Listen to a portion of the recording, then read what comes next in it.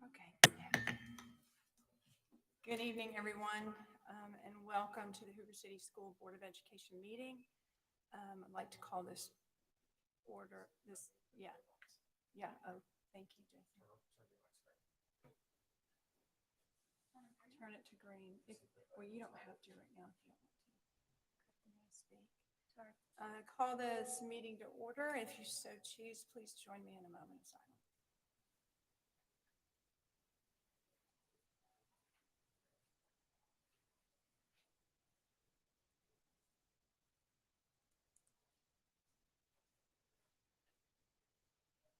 Thank you. If you will stand for the Pledge of Allegiance.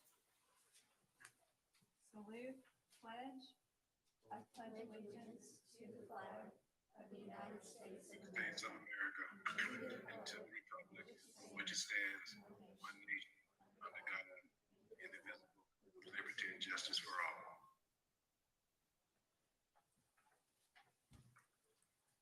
Ms. Netterville, will you call roll to establish a quorum? Here. Here. Here. Here. Thank you. I would just like to make a note that two of our board members were unable to be here physically with us, but they are here remotely on that computer over there. As we continue improvising with things. So just so you know, they are with us, they are listening, and they will be participating. Tonight, board members, in front of you, you have the agenda. I need a motion to approve the agenda. So moved. A second? Second. All in favor? Aye. Any opposed? Nay.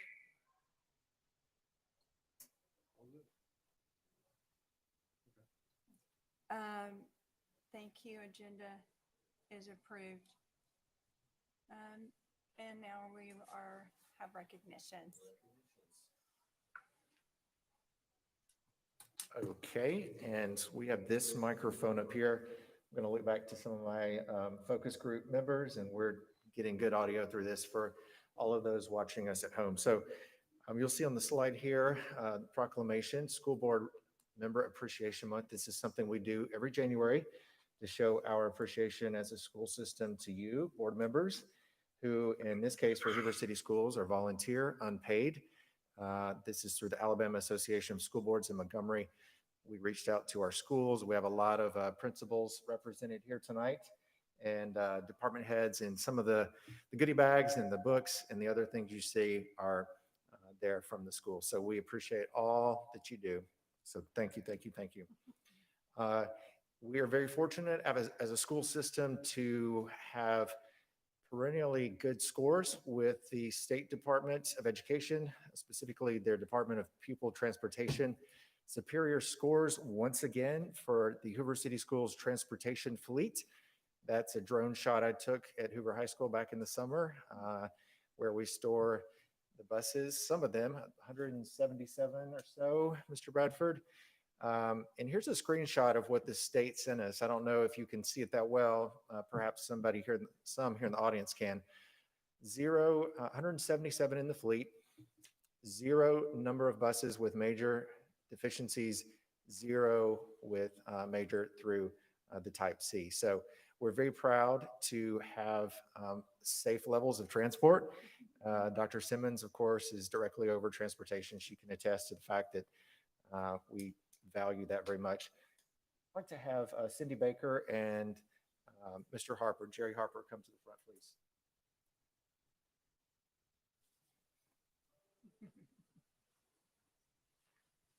These are the foremen, certified mechanics that are over at the direction of Mr. Bradford, our transportation division. So we'd like to give them a round of applause.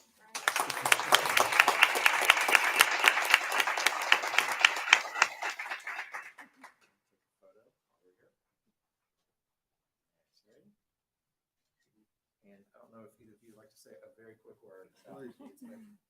Please. Just about how proud you are of this year's report.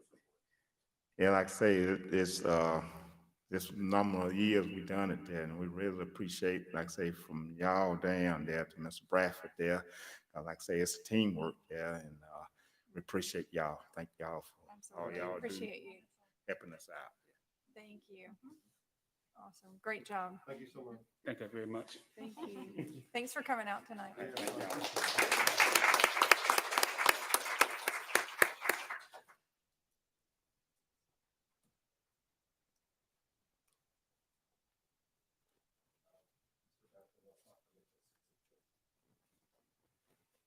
And lastly, under recognitions, I do believe we have a representative from the Grace Klein community with us tonight. Is that person here? Check the lobby. Yeah. All right. Thank you for joining us tonight. I know you've been invited to share with us briefly about the partnership with the CNP. So Thank you so much for having us. Grace Klein Community is a 501c3 nonprofit based here in Hoover since 2010. We provide food support for food insecure families all over Birmingham. It's been incredible, and we really thank you. Natalie's going to share. Yeah, so when we started in 2010, we started with 58 families receiving a food box. Currently, we're serving 10,000 families every single week, actually individuals every single week. One of those drive-through sites is in Hoover, and we just wanted to make sure that everybody knew that that was available. We would love for the schools to refer anybody. It's at Liberty Church, so it's just around the corner. It's open Monday through Friday from 1 to 4 p.m. If anybody needs support with toiletries, if they'll just reach out to us. I believe you guys perhaps did get one of these, but it has all of our information on it. Also, anybody who needs assistance with clothing. We've helped a lot of families who've experienced fire loss. So we're talking about furniture, beds, anything that these families need, they need to reach out to us. We do have a Facebook forum called Acts 432, where they can reach out to us through that, just explaining what their need is, and our community will get together and help them with that. We do diapers and wipes support as well. We do school supplies and Christmas. So just for everybody to be aware of that, to just let the schools know, we would love to help. We also do a lot of food rescue with local partners, restaurants, local groceries. Also, we do want to encourage the schools that if anybody does have food going to waste, to please reach out to us. If it hasn't been touched by a child or anybody, we can take that and then get it into the hands of the families who need it. And again, we've also been teaching job readiness with some of the students. So for anybody who does want to get involved as a volunteer, we would just love to have them. So thank you very much for your time. Absolutely. Yeah, thank you. Thank you for coming out tonight. Appreciate Greg and it. Donna Bishop called Yes. and we had no idea. 10,000 a week. Is that, and one of your offices here in Hoover. I mean, with Hoover Helps, this organization, we're just so fortunate.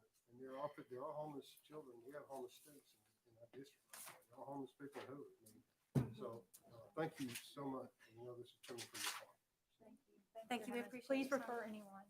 Thank you.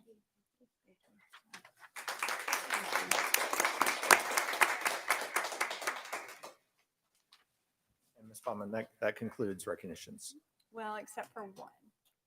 Okay. And that is you. Okay. We just want to show appreciation for you and for the years of service that you have had for Hoover City Schools. And we hate that you are leaving us, but we do wish you well.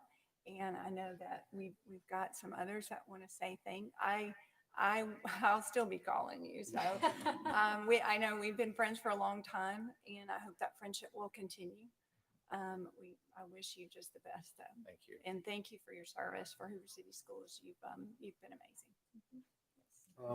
Jason, Board Member Appreciation Month is great, and we sincerely appreciate it. We realize this is what's going on later tonight for you guys, meaning our principals, administrators, to come out and thank you, but this is for you right now. Could not do it. As many things as we hopefully get to go to, awards banquets most of the time, events. If it weren't for you, I don't think we could function as a board member. What's going on? Where do we go? I mean, it's just on and on and on. The website was pretty much done by you. I realize you had some help, but directed by you. I mean, an amazing job. And this is a position I believe Trussell City Schools created for you because of the outstanding job that we trained you for. Thank you. I want to say Jason is an outstanding individual and you will truly be missed. He is always on call 24/7 and he's so quick to respond. He's accomplished so much since he's been in Hoover, and I just want to mention a few things. He served on the National School Public Relations Association Executive Board from 2015 until 2018 as a Southeast Regional Vice President. He's serving currently his second term as president of the Alabama School Public Relations Association. He served as vice president of the professional development for the Alabama School Public Relations Association, and he has sought and earned accreditation in public relations through the Universal Accreditation Board in 2012. Jason, it is a true loss to see you leave. I thank you for all that you have done for Hoover schools, and I wish you well.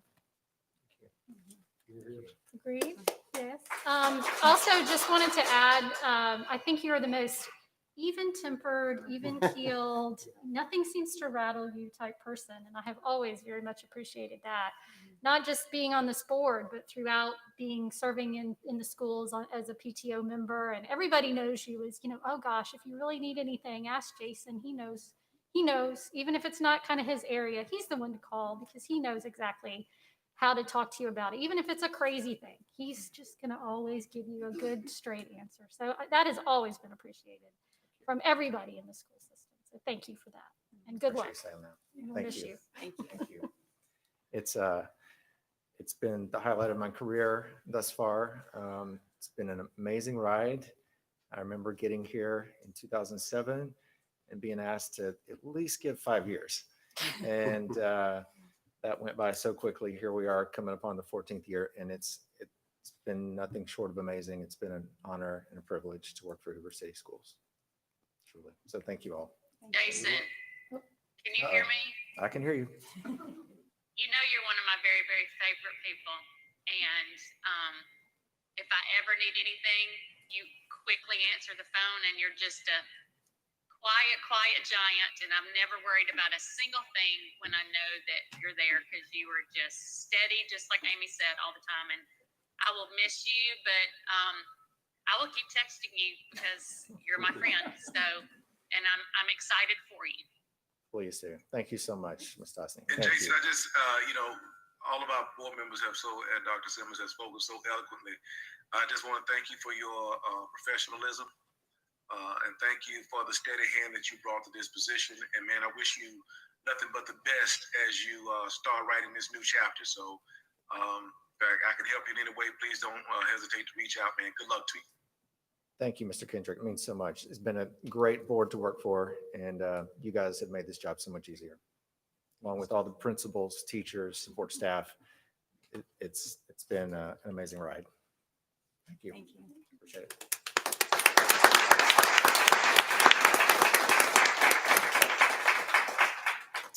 Next, we are moving to public comment. We have made a small change in our public comment this evening after some some conversations from last month. We've started a form that we will implement each month now that if you wish to speak during public comment, we ask that you fill the form out. We have your name, address, phone number, email address, and the topic of which you'd like to discuss. We still will have a 3-minute limit on each person. And please be reminded that good name and character may not be addressed, as well as any student discipline matters. Of course, right now, normally in normal times, this room would be full of people right now. But unfortunately, we can't do that this evening because of COVID. So our lobby is full of people, and there may even be people in the parking lot. So out of respect for everyone who's come out tonight, I have asked that we will cycle in those who wish to speak, but we would also cycle in those that came out tonight, because those people want to be seen as well. So we are cycling in groups of people every 2 to 3 speakers. I believe we have 11. We have 11 forms, 11 people that would like to speak. We are going to try and get to all 11. Please be mindful of the 3 minutes, though, just out of respect of everybody's time. And if everyone stays to the 3 minutes, I think we'll be able to get to everyone. So with that said, are we announcing people? Is that what we're doing? Okay, perfect. Thank you. These two people should be in the boardroom right now. Mr. Rich Trucks, he would like to speak on Spring Break 2021. Thank you. Good evening, and thank you for your time. Thank you for your leadership during a difficult time for the Hoover City Schools. I know it's all of our goal to return to a 5-day-a-week in-person learning. As the video acknowledged this afternoon, elementary schools are going back to 4 days a week. My concern is, especially coming out of the holidays and the 2-week e-learning, that if we continue with spring break as planned, that the time-honored tradition of spring break will go on. People will take trips, bring back the virus, and continue to spread, and we will have to return to an e-learning situation after spring break. So my goal and purpose for talking to you tonight is to ask you to cancel spring break. I know that's not going to be popular, but it's not going to be popular with everybody. We have to go back to e-learning. Auburn University, University of Alabama have already instituted wellness days instead of their spring break. I think Alabama's doing one on March 15th, and Auburn has worked about 4 in throughout the semester, possibly even continuing with the 4-day in-person learning. So, like I said, I know it's not going to be a popular decision. You've probably already made a lot of decisions that haven't been very popular, and some difficult decisions. But please consider it. It's what's best for our students this year. Thank you. Yep, thank you. Thank you.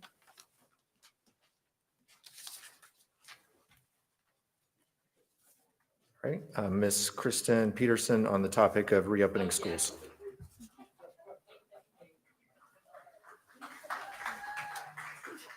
Hi, I'm Kristen Peterson, and I live in Hoover, Alabama. And I just wanted to show you all a picture of my daughter this morning. This is a 7-year-old first grader who has always loved school, and everyone can see it. Always been great at school, always loved school. Kind of been the perfect child. Now my son, I can't say the same. He's only 4. But she has always been an amazing student, and this is our everyday. She doesn't like school. She doesn't want me to help her with school.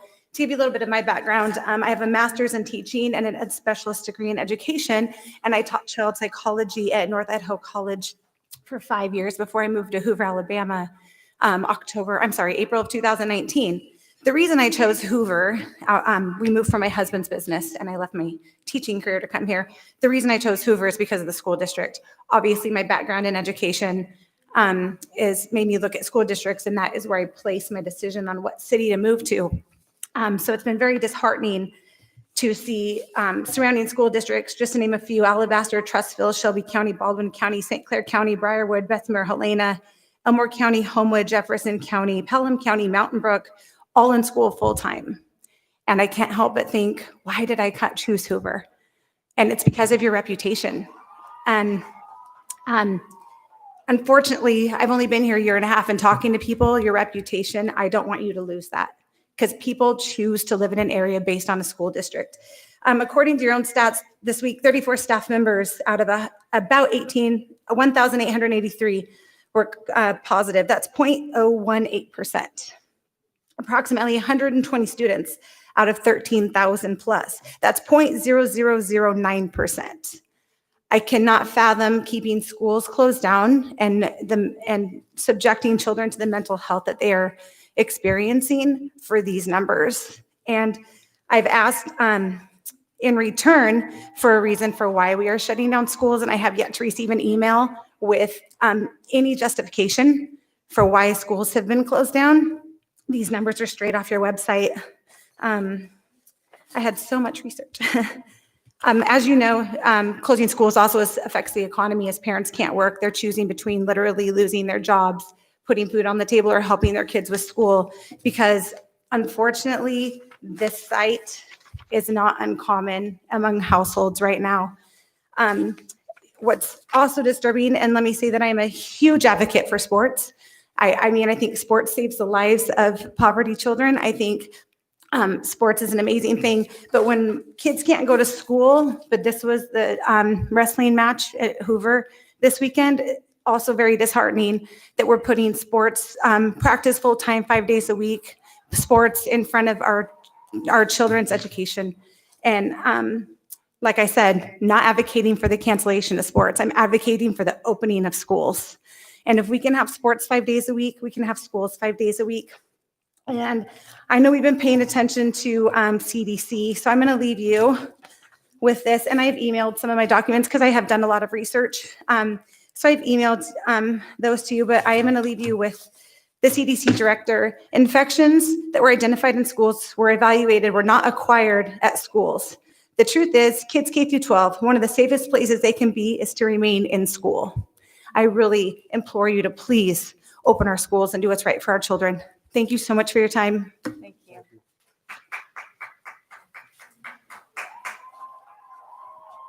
Okay. If we could have the first two join me, and we'll cycle the other two in, the next two.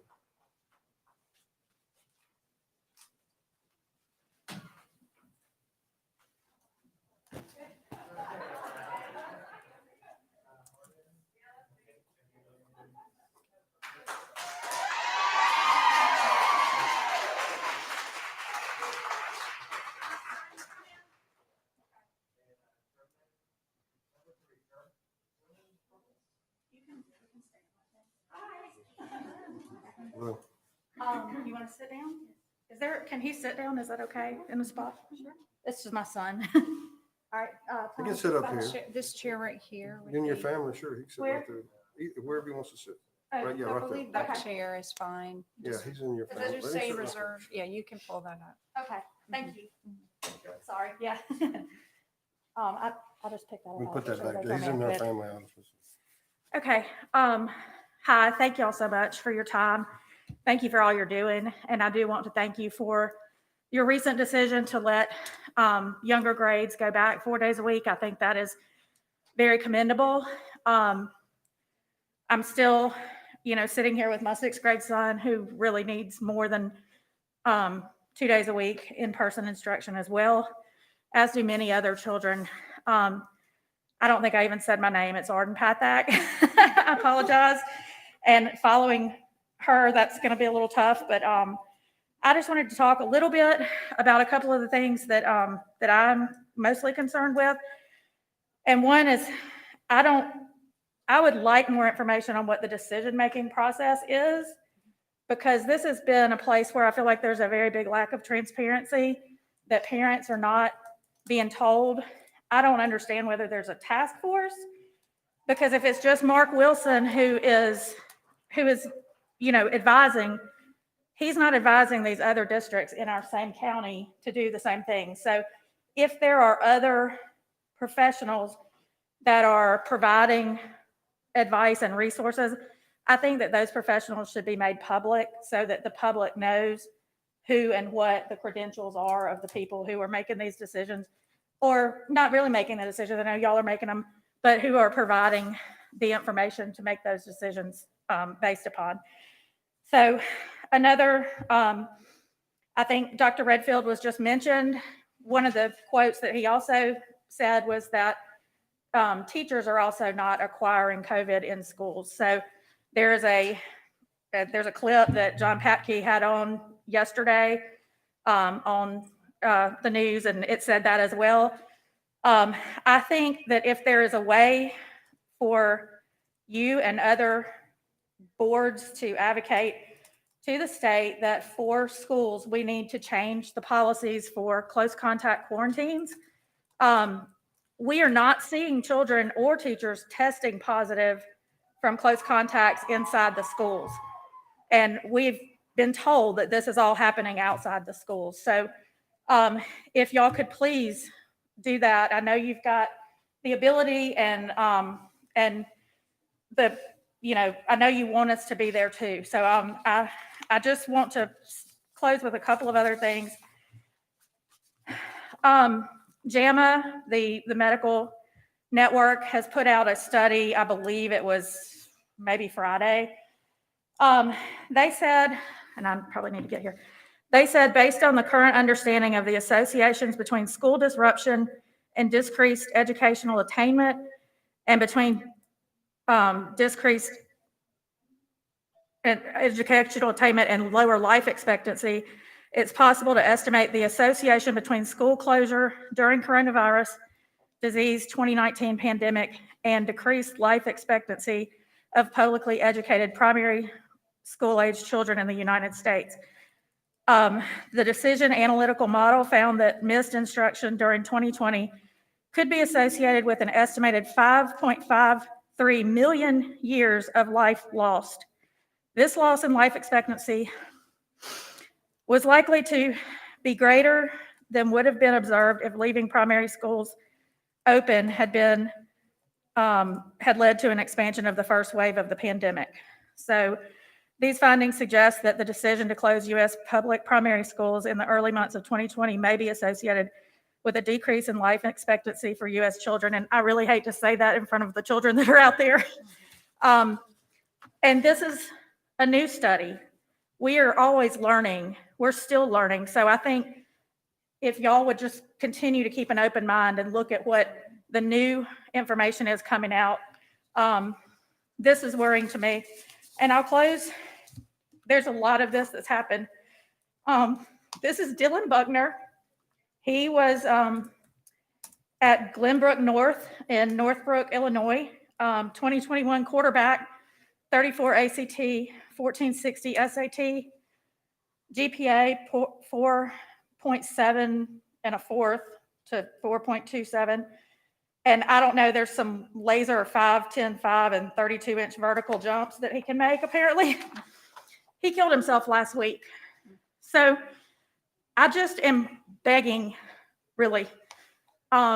We have got to do better for these children. These are high achievers that don't see a future. So I thank you so much for your time. And I'm praying that we all can get there. Thank you. Thank you. Okay. Our next speaker is, I believe, a Hoover City School student, German Krummen, and his topic of discussion is the reopening of schools and remaining level 3.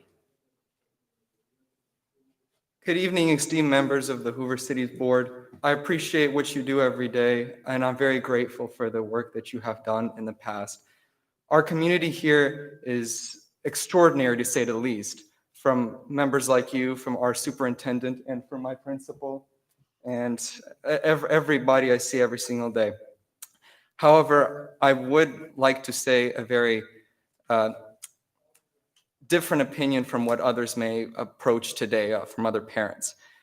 As a student, I have experienced several teachers who have fallen prey to the coronavirus pandemic, and that has not only saddened me, but other students. I have had several teachers who have had to quarantine not only for weeks, but for months to come, and who have gotten pneumonia and who nearly passed away in the process. My And that has not only saddened students, but things like that. I do believe that there is a problem in mental health growing, but I think that there should be other programs put out to combat that. For instance, paying closer attention to signs and paying closer attention to students having a greater personal connection, which we have seen kind of lost in recent times. And I value everybody who has come today, whether you have a different opinion on this subject or whether you are with me or against me. It is very important that we all voice our opinion in this important matter. But I would like to say that from the time that we have switched to level 3 into the 2 days, 2 days a week, we have had 1,000 cases throughout our school, Alabama per day. Now we have about 5,000. And I think that this is very dangerous, that if we reopen to level 2 and we have 5 days a week, I know many may not stand with me, but I ask you to at least consider as the board to remain at level 2 and to have other programs that assist, for instance, people with problems with mental health and people who are virtual. I have had a lot of friends who are virtual, and they themselves said that they feel that they have a loss of connection between the school and there's not enough done for them. But between not only the teachers, but the school, not enough supplies provided. And they're the ones that fall behind. I was here last meeting where y'all said that English standardized scores fell about 1 percentage point, and math scores fell about 14 points, which was very concerning. And I do think that that needs to be addressed, because I do think that Hoover City Schools is one of the greatest school districts in Alabama. And I hope that we hold that title for many years to come from now. And I do hope that the esteemed board here considers my argument here as a student. So thank you very much for your time, and I appreciate the work you do here. Thank you so much. Thank you. Great job. Appreciate it. Thank you. Thank you. All right, I will go get our next to Caitlin Mincer, speaking on the topic of 5-day in-person school, and Jana Maynard. Topic. She's right here. Yeah, go ahead. Hi, everybody. I'm Jana Budolph Maynard. This is my third year teaching in Hoover. I'm here for something totally different. On behalf of myself and many of the teachers I work with, we want to say thank you. We want to say thank you for a job that is incredibly difficult. I know that you hear it from the teachers, you hear it from the parents, everybody. But we wanted to say thank you for taking it seriously and looking at the science and realizing that, yes, if there are no teachers to teach, who's teaching the kids? I mean, that's the bottom line. I know personally at my school and at Simmons, I know that what we're doing on our team is working, going 2 days a week with each set of kids. We have 2 live classes. We have 2 classes that we do give the work in advance. We go over it with them so the kids kind of know what they're doing. The kids have been giving us feedback on it since we started it last week. They love it, and they really have enjoyed it, and even said, we really like going this 2 days a week. And I mean, when you give them a mask break and that mask comes off, they talk, and they're happy to talk.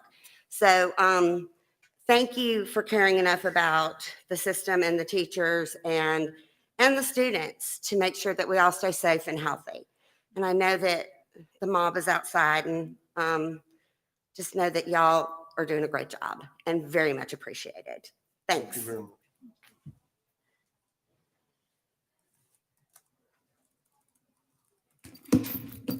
Hello, my name is Kayla Mincer. I'm a 6th grader at Bumpus Middle School, and school is my absolute happy place. All I want to do is be in school, and all my classmates want to be in school. We aren't getting the social interaction that we need at school, and academically we're doing amazing, but mentally our minds are just we're not working, and we're doing the best we can, and our teachers are doing the best they can, but we're all struggling, and we all want to be in school. We've all wanted to be in school for a long time, and even my classmates have told me that they really need me in school because it helps them in their life because it's what they like and what to do, and that's kind of how I am. So I just would like to be in school so we can all have the good school vibes because that just makes us feel happy. Very good. Thank you. Great job. Good job. Thank you. Okay, next we have Carrie Vickers on the topic of better communication of class agendas and teacher availability if we remain staggered. And then Rob Moss with staggered, I believe it says ideas.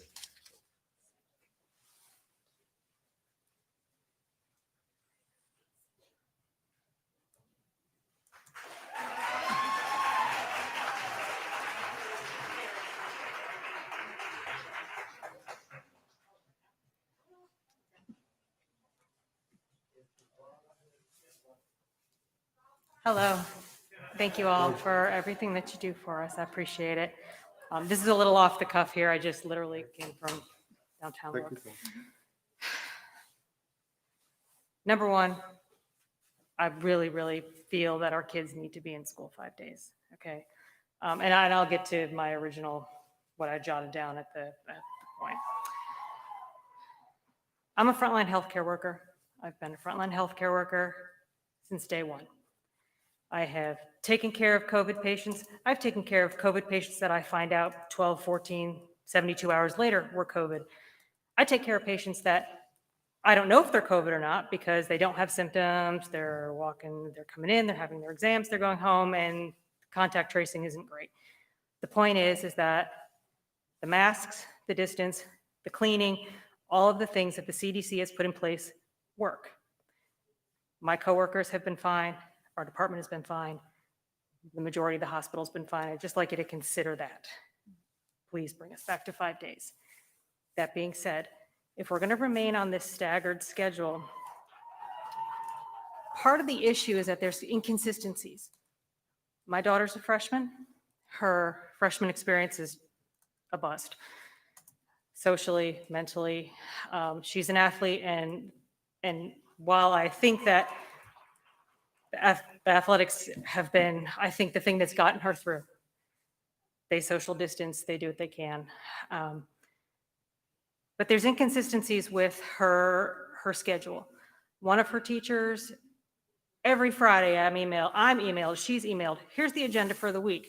Monday, Tuesday, Wednesday, all the virtual kids are gonna do this. The in-person kids are gonna do this, that, the other thing. So I know that, hey, you're supposed to have this on Thursday. Are you good? Do you have it? Yes, great. We're all on the same page. Other classes, she'll have a question, she'll email, no response till, 6, 7 o'clock at night. Classes on days where they're virtual, sometimes the assignments don't drop until 4 or 5 o'clock in the afternoon. Well, she could have had that done during the day when she was home during the day. Now I get home from work, it's crunch time, I'm trying to get everything done, feed the family, and she's stressed out because, teacher so-and-so hasn't dropped my assignment yet. Or I have a question and I don't have an answer and I can't continue on this online platform that won't let me skip it and go on to the next question because I'm stuck here. So the disconnect is part of the problem and part of the frustration that a lot of us have. And I know that they're doing everything that they can. I get that. Believe me, I get that. We're all doing that. You're all doing that. We have disconnects where I am too, but I think if we just have to find a solution that works for everybody and keeps everybody on the same page so that the parents don't feel like they're trying to pull teeth, finding out what's going on. The kids know exactly what's expected of them, and I think that kind of continuity will help. Thank you all for your time. Thanks for what you do also. Thank you.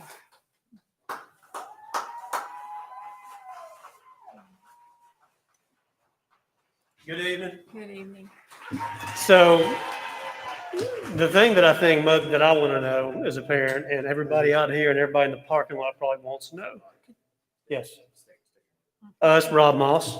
You said that, I just didn't catch Okay, all right. But the question that I want answered and everybody here answered everybody that's paying the salaries of the Hoover school teachers, and everybody that teaches our kids. Why are our kids not in 5 days a week, full-time school right now? There are 5 other systems around here that are doing it. All the systems that have been named: Hoover, Alabaster, or not Hoover, Alabaster, Thompson, Vestavia, Mountain Brook.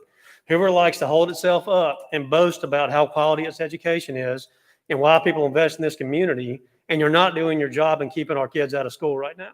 So I wanted to ask Amy, Deanna, Tara, Craig, why are they not in school right now? What's the answer to that question? Why is the same research being looked at by surrounding communities, and every one of them have got kids in 5 days a week, and Hoover tries to hide behind a consultant and not make a decision for its community and its kids? I want to know why, and I would appreciate an answer right now. I'm sorry, but at this moment, this is not the time that we have a conversation with you about, this is strictly public comment. Public comment. So when the public needs an answer that you won't give in any other capacity, you won't give it in public either. Is it because you're afraid to, or what's the answer? Absolutely not. This is a time for you to speak and for us to listen. Okay. And then in return, we will take these things into consideration. Okay. And then we will potentially make a decision. Okay. Well, I remember when this started, the thing that Hoover said was that we would have a choice. All you parents out here, you have a choice. If you want 5 days a week, you can send your kids 5 days a week. If you don't, you can send them virtual. It reminds me of the government healthcare. You can keep your doctor if you want to. Ha ha, not really. And so we got a ha ha, not really from the Hoover School Board when you said we have a choice and we can send them 5 days a week. So I want to know why that choice was offered and taken away. It's not right. It's a dereliction of your own duty, and making sure that parents here can make sure that they stay in the schools. The parents can go to work. The kids are educated. 4 days a week is nice, but that doesn't cut it. 4 days a week is not 5 days a week. We have to work 5 days a week, some of us more than that. We can't just go in there and say, hey, the school decided we can take a day off and our kids are going to be at home, so my deadline gets missed.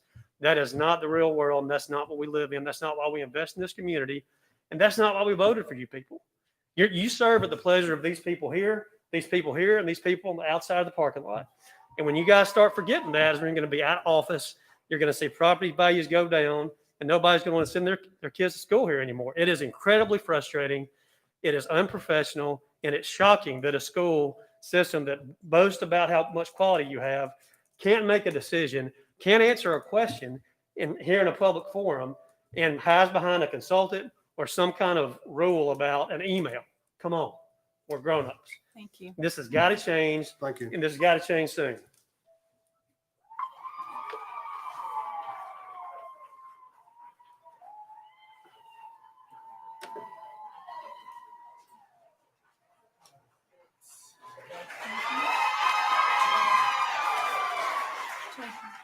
Yes.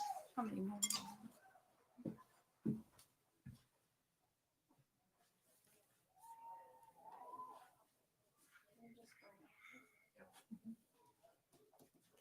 Okay, for the audience listening in the lobby, we're going to have our final 3 come join us. Kara Turner on the topic of solutions and testing transparency.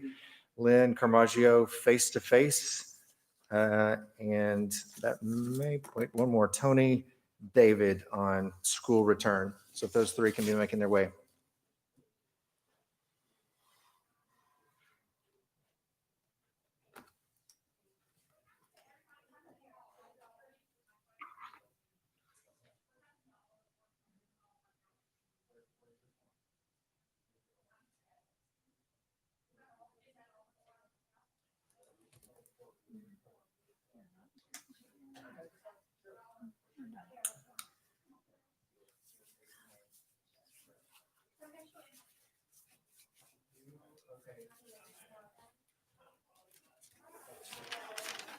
Good evening, board directors.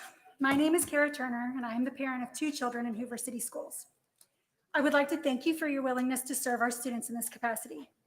First, let me say that I love our teachers. We have had some exceptional teachers, all exceptional teachers, and I truly appreciate the effort being put forth in the classrooms every day. I know that our teachers are being tasked with pulling off the impossible during this crazy, awful year. I, like so many other Hoover parents, have tried to be patient and accept the changes that have come with this very abnormal year. I acknowledge that COVID is a very real virus, and I appreciate the efforts being done to keep our students and teachers healthy. I believe that COVID is here to stay, and I think it's something that we'll be forced to deal with each year. Fortunately, we now know that according to Dr. Redfield, the director of the CDC, schools are not super spreaders. Dr. Redfield also stated that, this is his quote, "There is no intra-school transmission." This is wonderful news, as we can all acknowledge that the staggered schedule has not been an acceptable substitute to full-time in-person learning. I ask you to consider allowing our students to resume their education. If the shortage of subs is an issue, why haven't we looked into increasing sub pay? Or consider having entire classes go virtual with their teacher if he or she needs to be out due to a close contact exposure, and allow the teacher to live stream from home if he or she is testing negative. I know personally that situation has come up, and my teacher would have much preferred the entire class go out and just work from home. It was actually twice, so it was 4 full weeks of subs that really all of us parents were like, let's just go home. And she was like, I'd rather be with my students and build rapport, virtually even. Anyway, so that would avoid the need for a sub altogether. Some of these are going to be unpopular suggestions, and I understand that even to the crowd out here. I also wondered if we've discussed the possibility of allowing teachers to test out of their quarantine with multiple negative tests. If spacing is still an issue, maybe we could consider double sessions, temporarily focusing on only core subjects. I know I would gladly handle PE, art, and music at home if it meant that my children could be learning with their teacher each day. Or allowing some students to go ahead and go on an extended break now, and then resume my child's learning for the last months or over the summer. I'm over it. I want my kids educated. I'm fine with them going over the summer. I also ask you to work with the city to identify additional facilities that could be used as classrooms or resources. Maybe the city would be able to loan them to Hoover City Schools on a temporary basis. The rooms at the Met or on the top floor of the library in that amphitheater style, they seem particularly well suited for a classroom setting, but they still sit empty. Maybe the Hoover High School students could get transported over. I mean, I don't know, just trying to look for creative, innovative solutions during this awful time. Lastly, I would like to have transparency about what the decision to go on a staggered schedule has cost our students. I believe that Scantron testing is happening this week. I ask that the results be compared to the fall benchmark and released to the public. Everyone will be better off if our leaders are honest about what this staggered schedule decision has cost us, even if we disagree about whether it was necessary. We need to know how far behind our kids are and what needs to be done to recover from those educational deficits. Continuing to pretend that everything is okay and that this is going to be a great year and that our students are not suffering is no longer acceptable. Parents are engaged and willing to help. Thank you for your time. Thank you.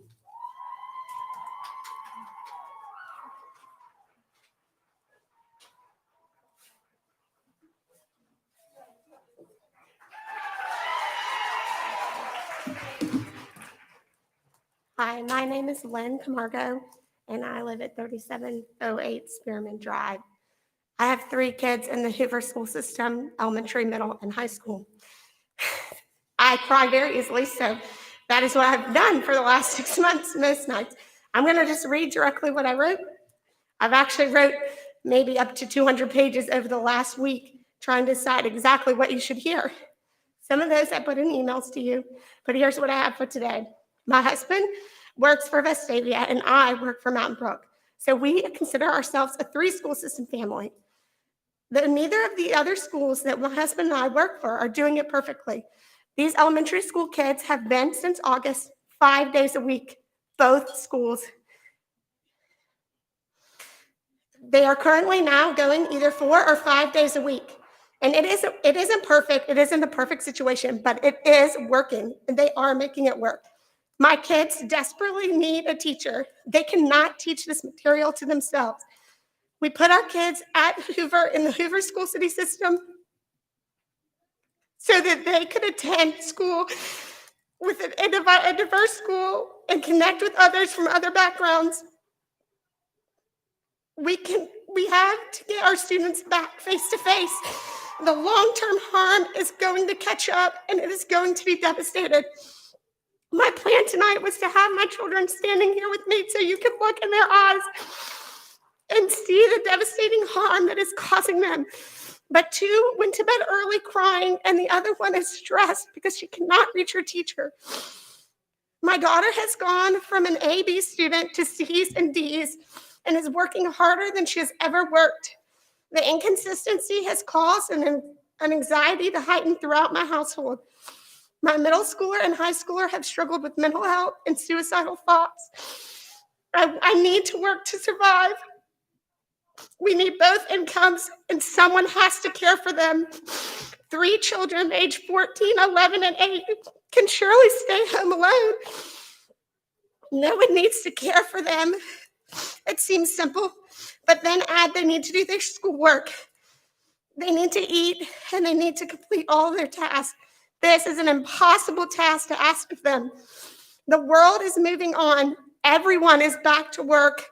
Meetings like this are happening in person. Dance team at Spain Park is meeting on their middle day on Wednesday in the middle of the day. It's mandatory for the students. We picked the school so our kids could be bused to and from school, not to be forced against. I beg you to open up schools, look around. It can be done. As all these other systems have named, as I work in every day, there are options. Let's look at it. Open your thoughts up and think out of the box. We have to be together. Thank you. Thank you.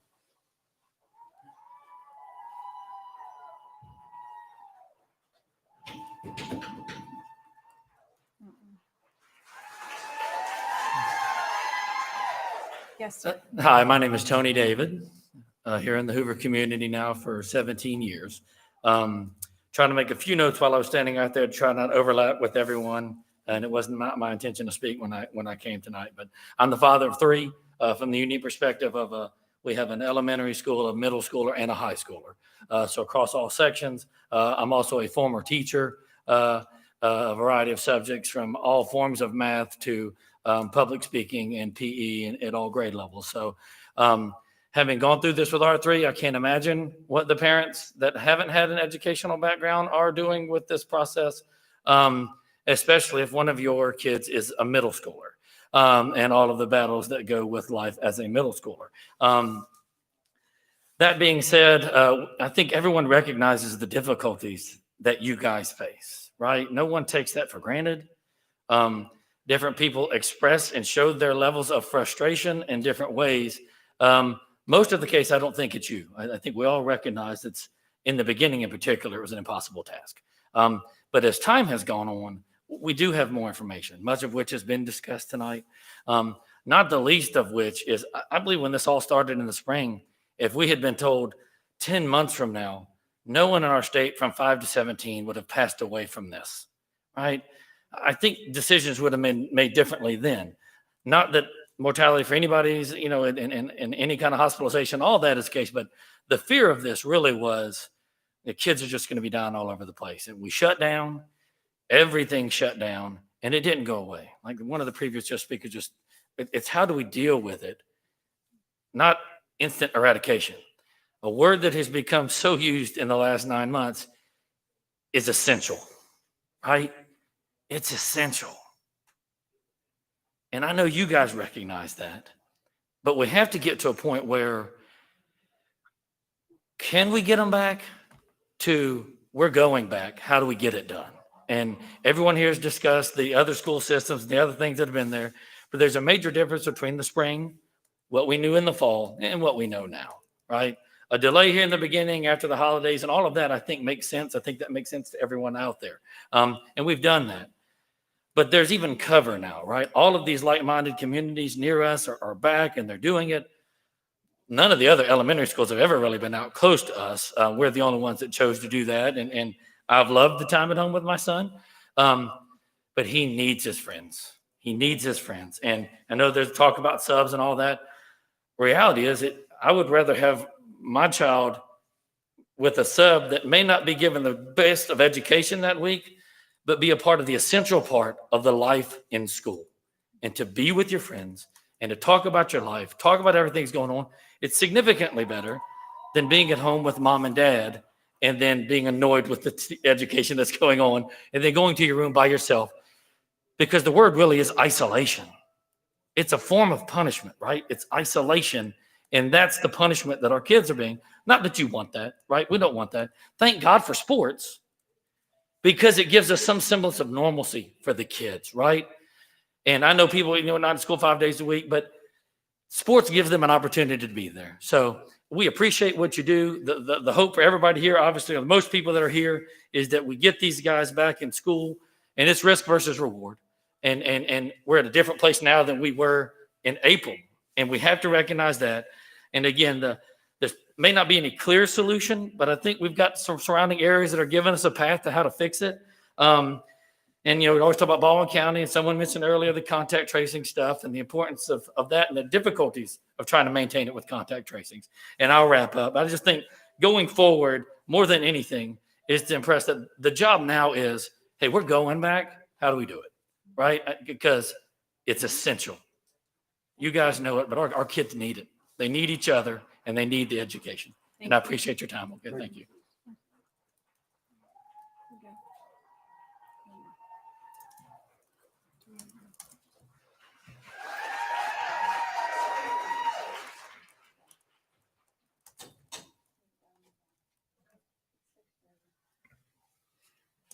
Thank you, everyone. We have concluded our public comment for this evening.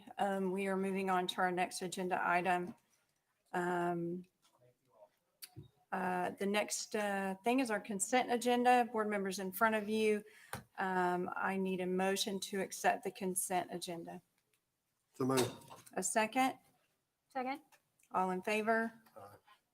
And any opposed? Nay. It sounds like you said.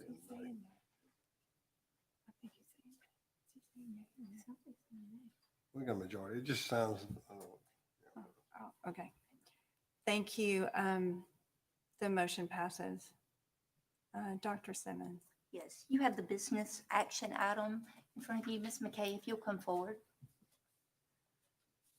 Good evening, board members. Included in your packet this evening is the summary and general purpose financial statements for the month ended November 30, 2020. For FY21, 13.76% of budget revenue has been received for the month ended November 30, 2020. November, December, and January will see fluctuations in current year versus prior year revenues due to the timing of cash receipts around the holidays. The results of operations represent 2 months of activity. Accordingly, we would anticipate having spent approximately 16.7% of the budget for recurring expenditures. At this time, general fund expenditures are 14.56% of the budget. For 2 months of activity, the current month's reserve is 7.06.